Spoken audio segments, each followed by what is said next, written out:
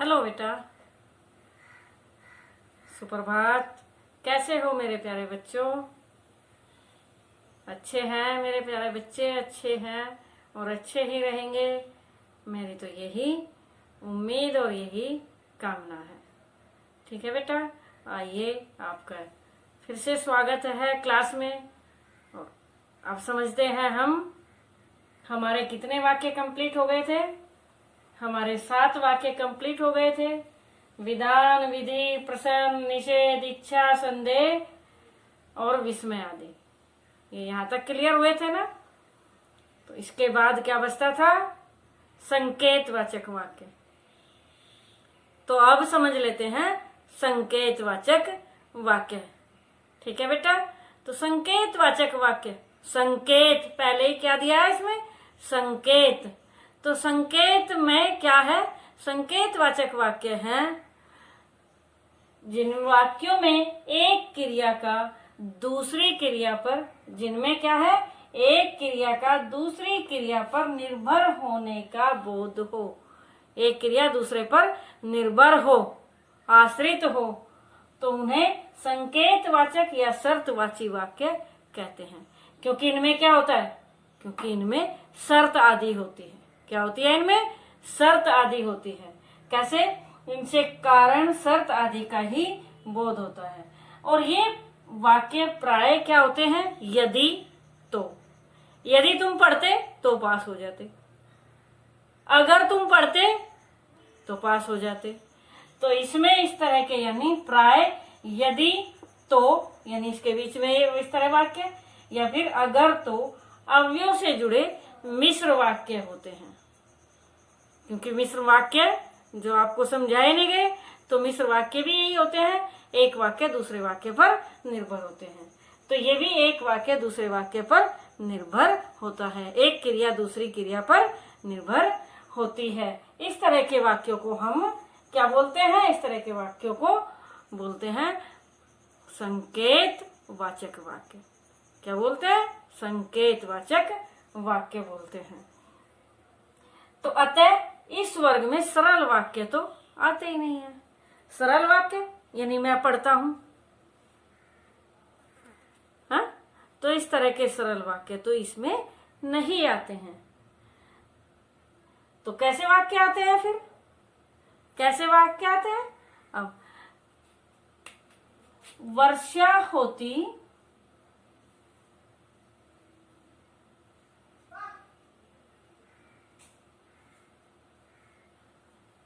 तो फसल अच्छी होती। फसल अच्छी होती।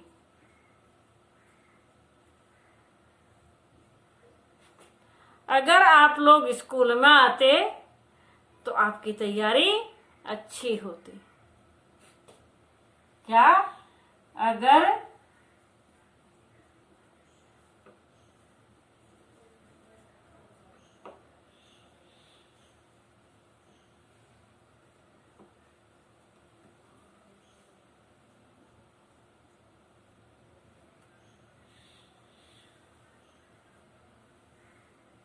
तो आपकी तैयारी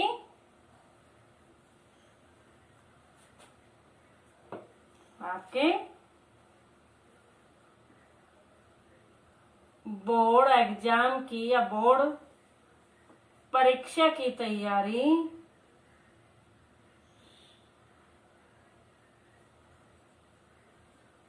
अच्छी होती।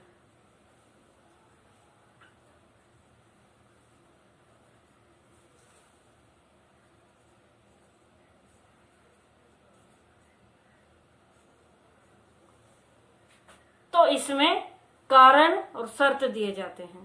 कैसे? वर्षा होती, वर्षा होने के कारण फसल अच्छी होती। तो कारण यानी शर्त दी गई है कि अगर ये होता तो ये हो जाता, अगर आप आते तो मैं अवश्य जाता, अगर आप आते तो मैं अवश्य जाता। तो इस तरह यानी शर्त रखी जाती है इसमें। इसी तरह अगर आप स्कूल आते तो आपकी बोर्ड परीक्षा की तैयारी अच्छी हो जाती, आपके बोर्ड एग्जाम की जो तैयारी है वो अच्छी होती। तो इसमें कारण और शर्त रखी जाती है। ये इस तरह के वाक्य क्या होते हैं? संकेत वाचक वाक्य होते हैं। क्या होते हैं? संकेत वाचक वाक्य। संकेत वाचक वाक्य में जो संकेत दिया होता है एक वाक्य, यानी आप आते तो होता ये काम, तो एक क्रिया दूसरे पर निर्भर। वर्षा होती तो अच्छी होती, तो फसल क्या होती? अच्छी होती। तो एक क्रिया दूसरे पर निर्भर जहां होती है तो वे हमारे अर्थ की दृष्टि से, अगर रचना की दृष्टि से होता तो ये हमारा मिश्र वाक्य था, लेकिन रचना की दृष्टि से हमें नहीं पढ़ना है, हमें पढ़ना है अर्थ की दृष्टि से। हमें पढ़ना है किससे? अर्थ की दृष्टि से। अर्थ की दृष्टि से वाक्य ये कौन सा है? संकेतवाचक वाक्य है। अर्थ की दृष्टि से ये वाक्य कौन सा हुआ? ये हुआ बेटा हमारा संकेतवाचक वाक्य हुआ। एक दो और उदाहरण ले लेते हैं इसके। जैसे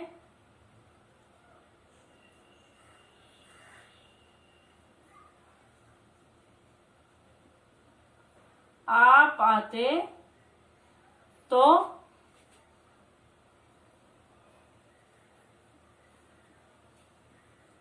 शादी में अलग ही माहौल होता।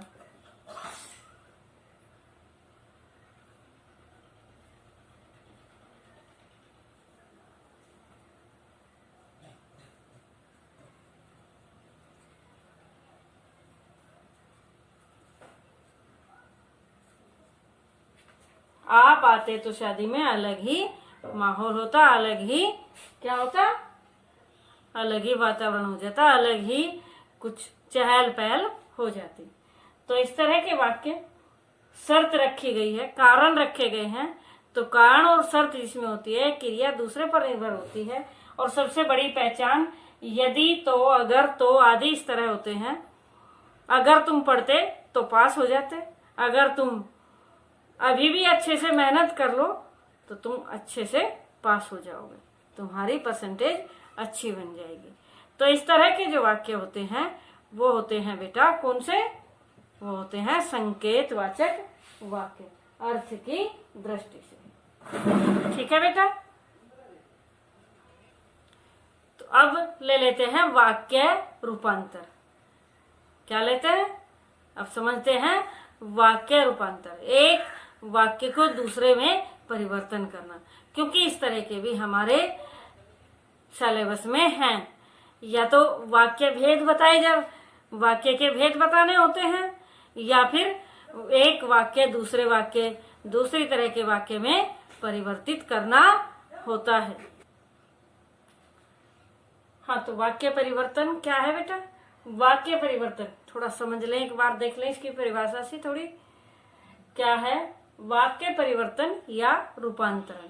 परिवर्तन या रूपांतरण एक ही होते हैं। एक कैसे होते हैं? यानी उसके रूप में अंतर करना, उसके रूप को बदलना, परिवर्तन करना, रूपांतर रूप में अंतर। रूपांतरण और परिवर्तन एक ही होता है। तो क्या किसी वाक्य के अर्थ में परिवर्तन किए बिना, वाक्य का जो अर्थ निकलता है उसके परिवर्तन किए बिना उसकी संरचना में, उसके बनाने में, यानी परिवर्तन करना ही वाक्य रूपांतरण कहलाता है। किसी भी स्थिति में वाक्य के अर्थ में परिवर्तन नहीं होना चाहिए। यानी वाक्य का जो अर्थ स्पष्ट होता है, वाक्य क्या है, तो उसमें परिवर्तन नहीं होना चाहिए, केवल उसकी संरचना में परिवर्तन होना है। अर्थ तकरीबन लगभग वही रहे। अर्थात एक विशेष अर्थ वाले वाक्य को, एक विशेष अर्थ वाले वाक्य को अन्य किसी अर्थ वाले वाक्य में बदलना ही, किसी अन्य अर्थ की दृष्टि से वाक्य भेद जो थे, तो किसी अन्य अर्थ वाले वाक्य में बदलना ही वाक्य परिवर्तन कहलाता है।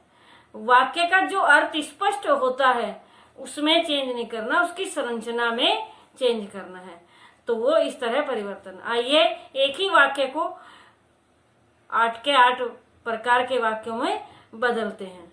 ठीक है, तो एक वाक्य ले लिया हमने, रीमा 10वीं में पढ़ती है। तो विधानवाचक वाक्य है, रीमा 10वीं में पढ़ती है।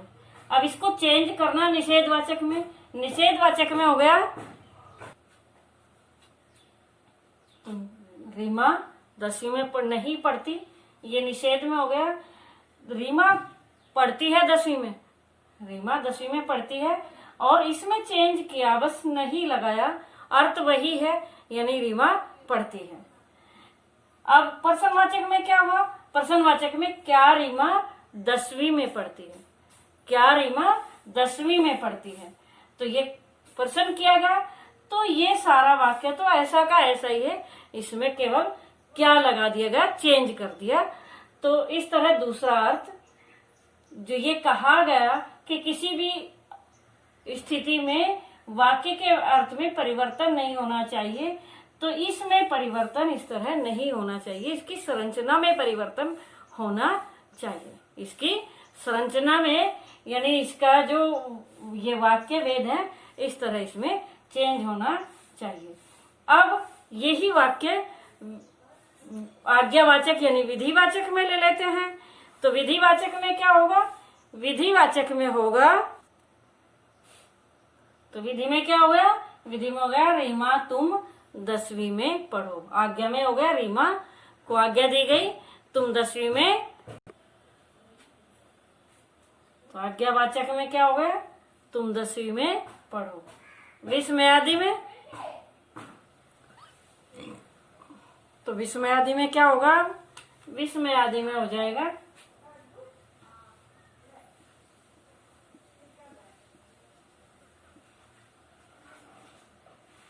अरे रीमा 10वीं में पढ़ने लगी, अरे रीमा 10वीं में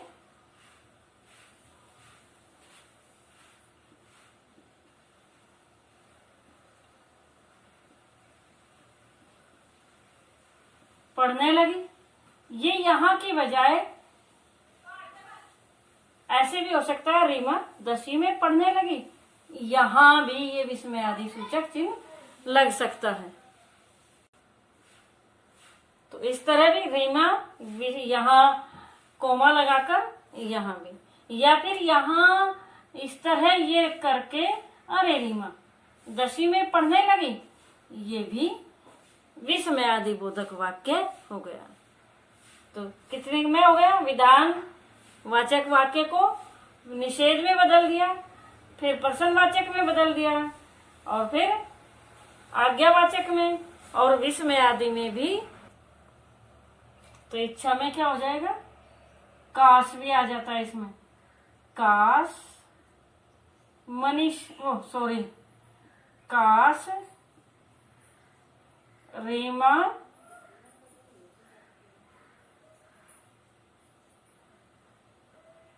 दसवीं पढ़ती,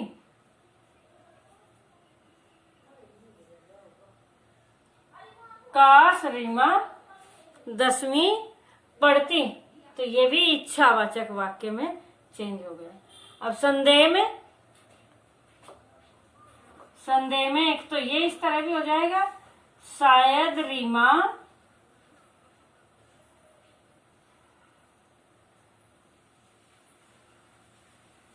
10वीं में पढ़ती है।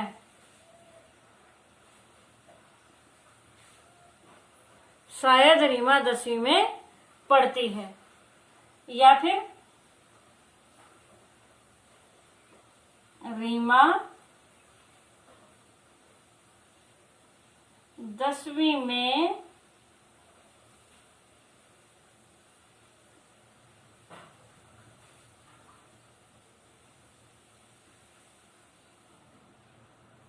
पढ़ती होगी। तो ये भी कई में संदेह में ही है, ये वाला भी और ये वाला भी, दोनों। तो संकेत में क्या हो जाएगा? संकेत में हो जाएगा, यदि अनुमति मिले, यदि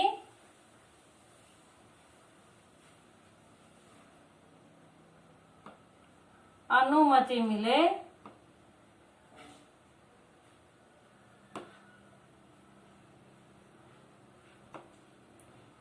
तो रीमा क्या करे? रीमा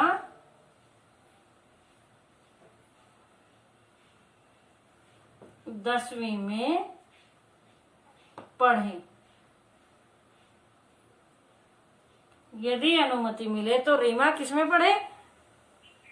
रीमा 10वीं में पढ़े। तो ये संकेत में हो गया।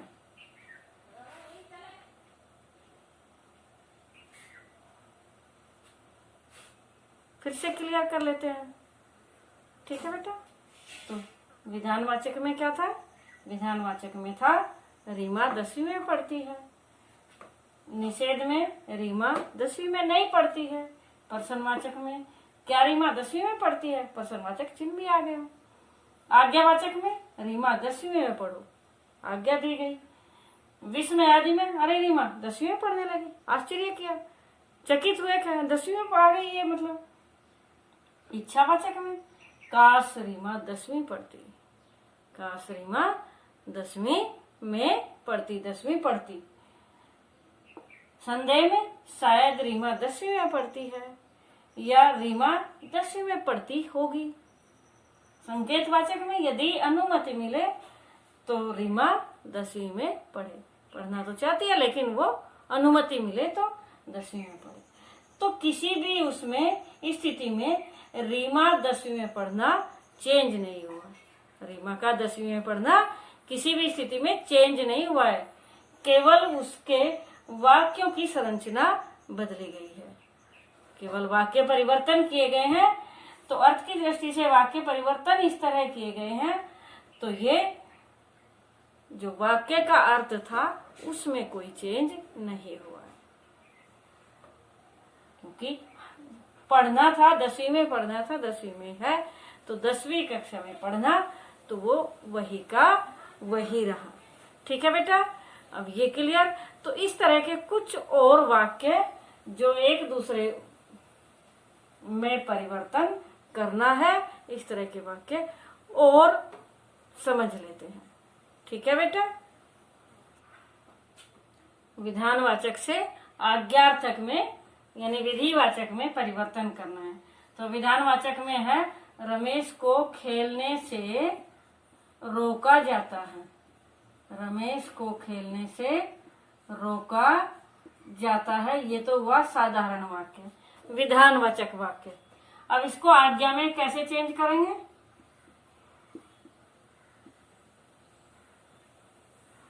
आज्ञार्थक में हो जाएगा ये रमेश को खेलने से रोको। रमेश को खेलने से रोको, ये हो गया किसमें? आज्ञार्थक में। क्या रमेश को खेलने से रोका जाता है? तो ये हो गया प्रश्नवाचक में। क्या रमेश, वो रमेश को खेलने से नहीं रोका जाता है, ये हो गया किसमें? निषेधवाचक में। तो इस तरह अब इच्छावाचक में क्या बनाएंगे इसका? वो स्वयं बनाओ, सारे मैं बता दूंगी तो आप क्या करोगे। ठीक है बेटा। अब इसी तरह आज्ञार्थक में परिवर्तन करना सीख लिया, वैसे तो सारे ही सीख लिए, लेकिन थोड़ा और देख लेते हैं इस तरह के वाक्य जो, या आप कोई वाक्य बताओ इस तरह का ताकि मैं उसको चेंज करके बताऊं, उसका परिवर्तन करके बताऊं। तो अब कोई इस तरह का वाक्य ले लेते हैं। तो विधान से, विधानवाचक वाक्य से विस्मय आदि में परिवर्तन करते हैं। विधानवाचक वाक्य क्या हो गया? आप आ गए हो। क्या हो गया? आप आ गए हो। और इसको विस्मय आदि में कैसे करेंगे? विस्मय आदि में करते हैं इसको, विस्मय आदि बोधक में। अरे आप आ गए, अरे आप आ गए, तो ये किस में हो गया? ये हो गया विस्मय आदि में। इसी को परिवर्तन अगर उस प्रश्नवाचक में करें तो क्या हो जाएगा? क्या आप आ गए? क्या आप आ गए हो? और निषेधवाचक में क्या हो जाएगा इसका? तो निषेध में क्या हो गया? आप नहीं आए हो, आप नहीं आए हो। इच्छा में क्या हो जाएगा? इच्छा में हो जाएगा कि आप आ जाएं, आप जल्दी से आ जाएं, काश आप आ जाएं, तो ये इच्छा में हो जाएगा। इसके बाद कहीं में बचा, इसके बाद संकेत में, अगर आप आ जाएं, आ गए तो मैं भी आपके साथ चलूंगा। अब ये इस तरह नहीं हो सकता क्योंकि इसमें तो दूसरा वाक्य जोड़ दिया। तो कैसे करेंगे इसको संकेत में? इसका संकेत में बताइए कैसे करेंगे, आप बताएं। इसका संकेत में कैसे करेंगे आप बताएं। संकेत में इसका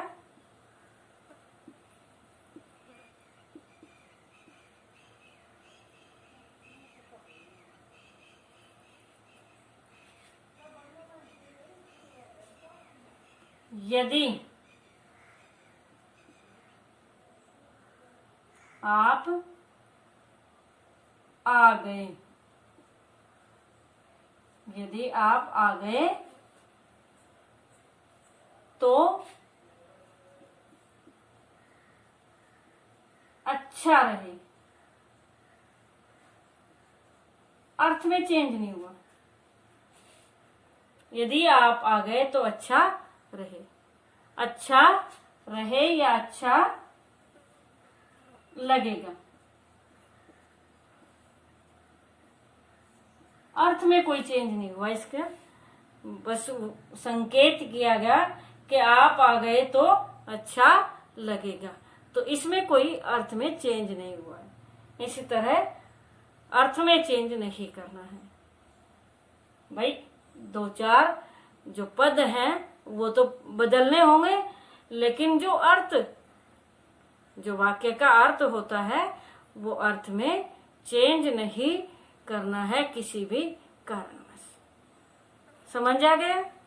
अब और कोई इस तरह के वाक्य लेते हैं। अब जैसे प्रश्नवाचक में ले लिया,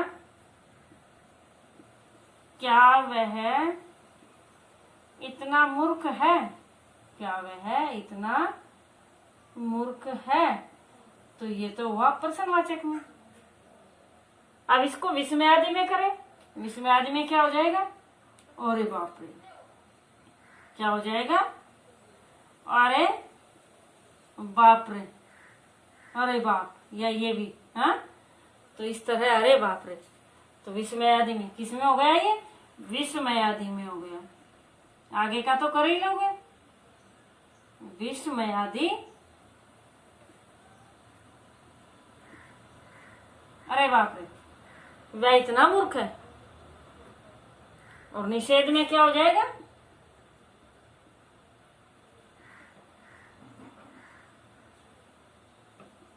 ये निषेध में क्या हो जाएगा? निषेध में वह इतना मूर्ख नहीं है, वह इतना मूर्ख नहीं है, ये निषेध में हो जाएगा। इच्छा में काश वह मूर्ख न हो, काश वह मूर्ख न हो, ये किस में हो जाएगा?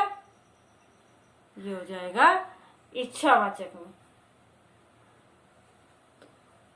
क्लियर हो गया? अब इसी तरह कोई और वाक्य लेते हैं। अब विधान में वाक्य लिया, विधान में क्या वाक्य लिया? विधान में इस तरह का वाक्य लेते हैं कि जो डाउट में है कि विधान है या फिर ये संकेत है।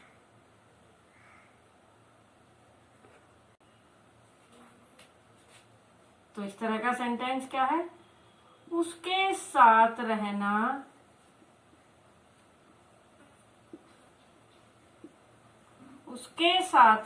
मुझे अच्छा लगेगा।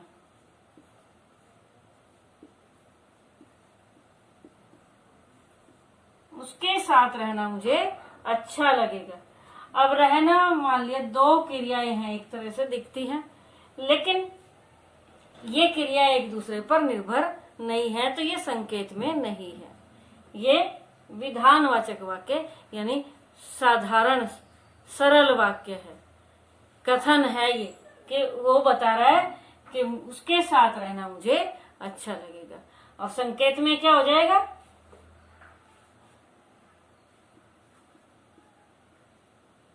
अगर मैं उसके साथ रहूं, अगर मैं उसके साथ रहूं तो मुझे अच्छा लगेगा, तो मुझे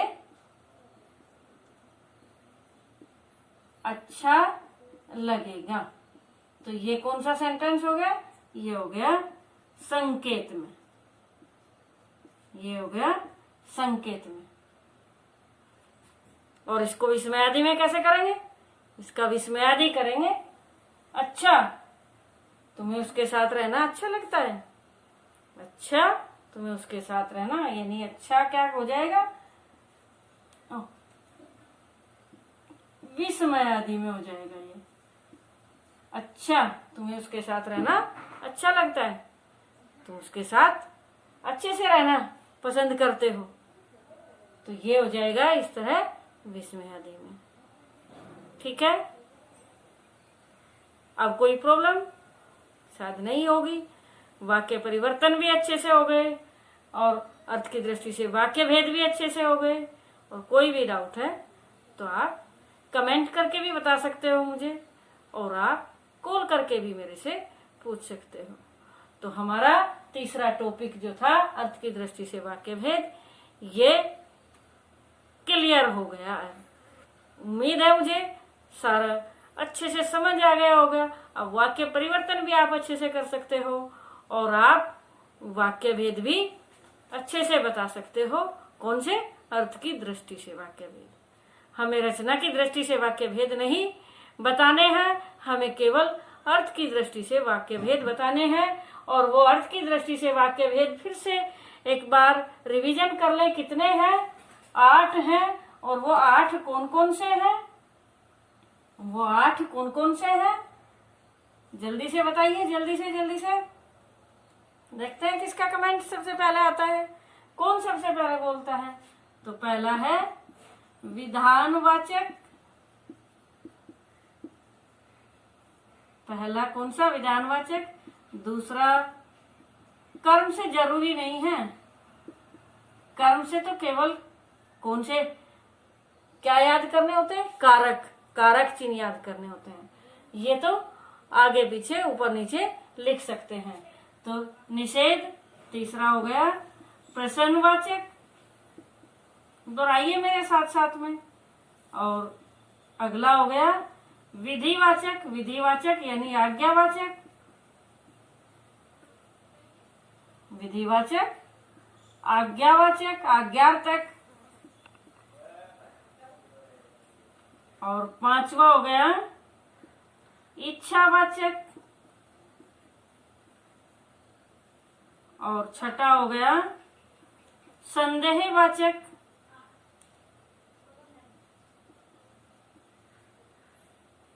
और सातवां हो गया संकेत।